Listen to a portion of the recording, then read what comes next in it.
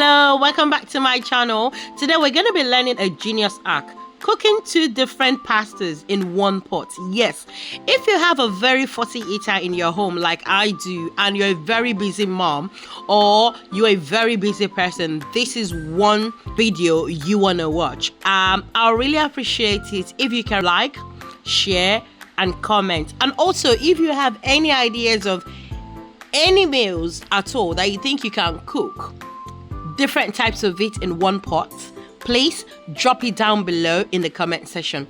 So today we're going to start off with our blending of our pepper. Now we're going to have it very rough because we're making pasta. So I've got my tomatoes, I've got my red bell pepper, my scotch bonnet, my onions, okay, in there. So after this is done, now I'm going to set this aside while I get my pasta ready. So we're gonna start off with boiling our hot water. Once that ensure that it is properly boiled. Now another thing is with our pasta, I know a lot of us, especially from Africa, would like to break our pasta, but my Italian friends will frown at this. They believe that you shouldn't break your pasta, okay? So they want you to put your spaghetti in whole like that, long. Yeah, so I'm cooking this in one of my biggest pots. So I have the pasta in there as an whole. I didn't break it at all. So we're going to leave that to boil for a while, add our sea salt, okay, and leave it to boil. You know, I'm always looking for ways to save you money, so we're going to learn this little hack, okay? While the spaghetti is boiling, get your raw egg, okay, rinse it properly with salt and water and add it to your boiling spaghetti. This way you're killing 2 birds with 1 stone. You have a boiled egg and then you have a cooked spaghetti. If you're still watching at this point, please, I'll really appreciate it if you can like, share, comment, okay? Now what I've done there is, if you want the spaghetti to come out, you know, non-sticky, it's best to rinse it out of the hot water with really cold water, okay? It will come out in singles rather than sticky together. Now we're gonna get on with our sauce. So we're gonna start with the olive oil with sliced onions. Then I've got my chopped pepper in there, so I'm just gonna stir for a while, let it fry for a little bit, okay? Then we can start adding all of our seasonings and spices, okay? So that's curry and that's my thyme going in. Just gonna stir it together so it can, you know, be spread into the sauce evenly.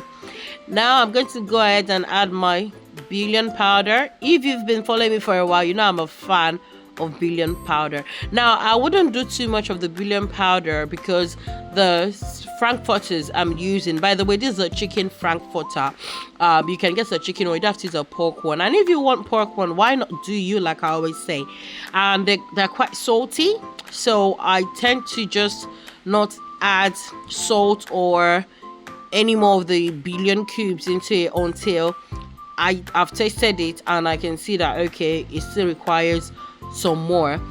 Otherwise, if you feel it's enough by not adding an extra cube, I mean, it's your choice. So I've added extra in there because it still wasn't what I've done actually before slicing the frankfurters or sausages, your preference, was that I soaked it in boiling hot water so that the salt can be reduced.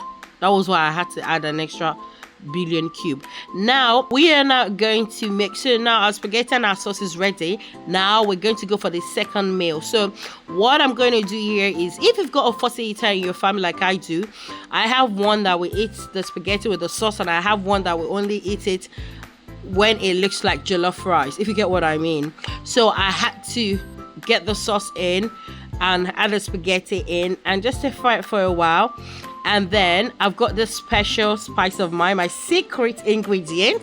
If you want to learn about that, let me know in the comment section and I'll drop you a video of that.